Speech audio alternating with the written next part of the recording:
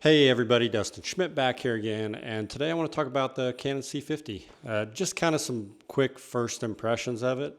I don't think I've owned it really long enough at this point to give kind of a full breakdown, but I have managed to take it out on a few gigs in exactly the way that kind of I bought it for, which is kind of more run and gun stuff, and then I'll show you some other setups and kind of some stuff I've been doing with it.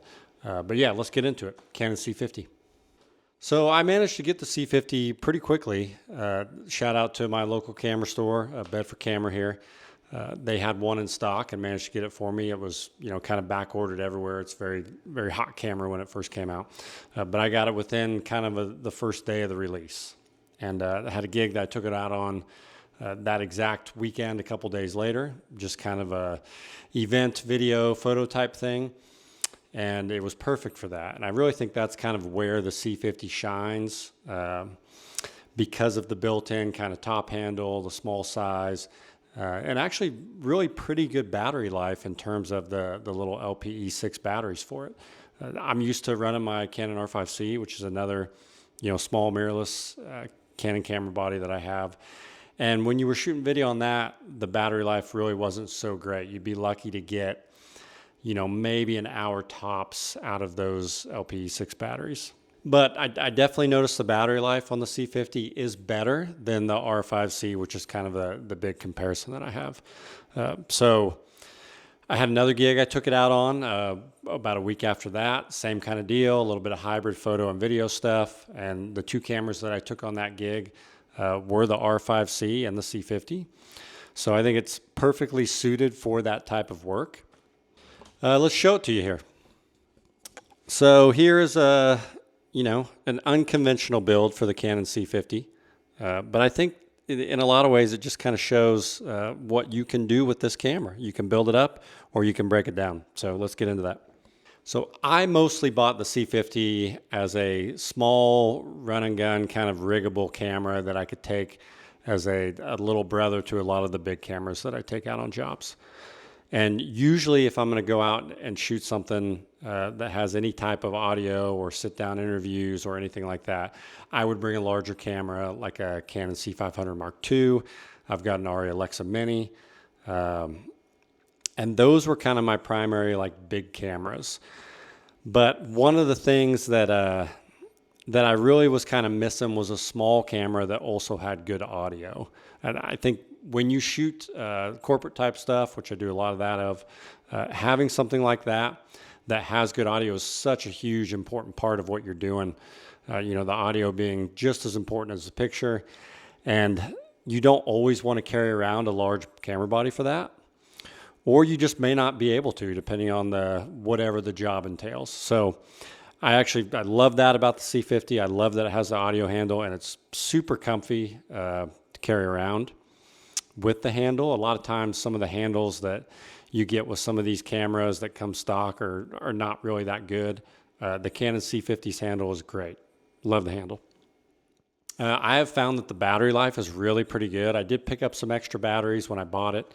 I've got 3 of the newer LP E6 style battery that it takes. And I managed to get through a couple, around a 6-hour gig. Again, event type stuff on those 3 batteries. It was cutting it close. I'd probably want a 4th battery if I was going to do an all day type of thing like that. But really was surprised on how well the battery life was. And that was kind of leaving the camera on for most of the job. Some other things I think make the C50 kind of a great little run and gun camera as a video camera, and then we'll get into the still stuff. Love that it has the headphone and mic jack. That's critical. If you do want to be small and you can just run something into the little mic, you can. If you don't want to use the top handle. Time code was a big one for me. I run time code usually to all my cameras when I'm doing interviews, stuff like that.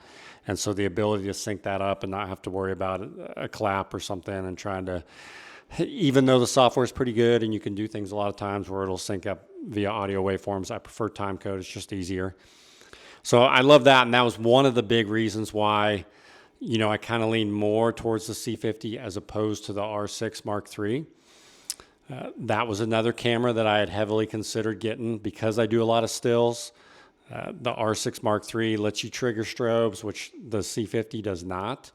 And that's kind of a bummer as somebody that will shoot still photography jobs that require off-camera flash. My R5C is kind of the main camera for that. And I was a little disappointed that this was electronic shutter only, and it was really tight when I was deciding between the two. But this is still a great stills camera for any time you need to do any kind of event work or something like that that does not require off-camera flash. The files look great, autofocus is great, tracking's great, all that kind of stuff. And I've been really impressed with the stills in that aspect. You know, another big reason why I think the C50 is really pretty great is the open gate sensor on it, the 7K open gate in full frame, in a body that's this small. So as you can tell, we're shooting on some anamorphic lenses here. These are the Atlas Mercuries. And this main camera here is on the C500 Mark II. And then my B camera here is on the ARRI Alexa Mini. So they both have, you know, kind of open gate modes or anamorphic modes that you can shoot on them. The Mini, the ARRI Mini has a 4.3 sensor, more geared towards like a 2X squeeze than the 1.5X I get out of the Mercuries, but still works pretty well. And then the C500 II also has some anamorphic modes you can put in it. Also has a decently set up sensor for it, although it does not technically have like an open gate, you know, kind of vertical more sensor. Now the C50 on the other hand will do a 7K, I believe it's a 3.2. And the field of view that you can get on that with anamorphic lenses, for example, on my 42 millimeter Mercury here, I've done some testing, and the C50 gives me the widest field of view when you adapt that to a 239 anamorphic, which is, again, not technically what the 1.5X is supposed to be stretched to, but you can. And it really looks great. You get all the character of the lenses when you're shooting on a full frame, you know, open gate like the C50. You can really see everything that the Mercuries have to offer. Kind of the one thing that I'm a little more disappointed about with the Mini, as if there's anything to be too disappointed about, you don't get to see as much of the character of the Mercuries because they're built for full frame, and the Mini's a Super 35 sensor. Speaking of Super 35, like a lot of my full frame cameras, I love that the C50 can do Super 35 mode. It can do a full frame for video. That can be really helpful if you need to get a little more length out of your lenses, or you want to go a little wider if you're backed into a corner or something like that. That's something I use all the time with my C500 Mark II. Love the adaptability of the mount on the C50. Again, the RF mount and any of these mirrorless mounts that they have nowadays, super easy to be able to just, you know, rotate on an EF to RF, you know, PL to RF, or anything else that you can really adapt to that mount. And so that's really handy whenever I want to use PL lenses that I have. I think nice thing about the C50, you can go small, you can make it big. Small is really where I think it kind of shines. But if you want to build it up into a full production kind of camera, you certainly can. The image is really fantastic out of the C50. I have been really pleased when comparing it to like my C500 Mark II, how well it holds up. I do think the C500 II has a little bit of an edge still, even though the C50 is a lot newer. The C500 II, there's something about it that's just the image is a little better. You can see it a little more in kind of the noise when you're really pushing it. But only when you're really pushing these cameras hard do I think that shows up. And that's true of a lot of mirrorless cameras. When you're lighting and doing things for it, they all really tend to look pretty great.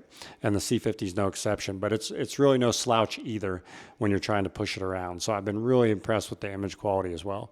You know, if I had to think of any negatives for the C50, really the biggest one for me as a stills photographer is the lack of mechanical shutter.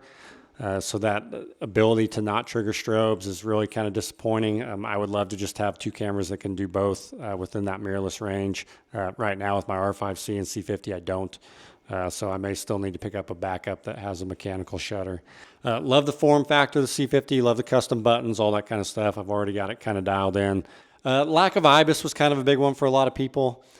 I've used the electronic IBIS on it, and if you combine that with any kind of lens that has any kind of lens IS, I've gotten some really good results from that.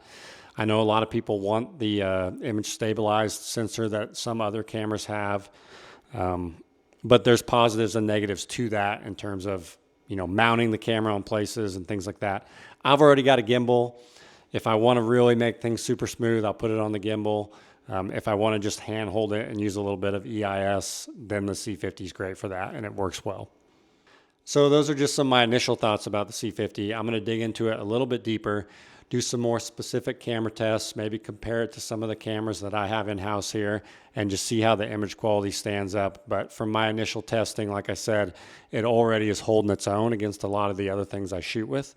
So shouldn't be any issues there. But I'm really looking forward to taking it out on some more gigs, and you know, I think it's going to work a lot here in 2026. So that's it for me. Thanks for watching, and we'll see you next time.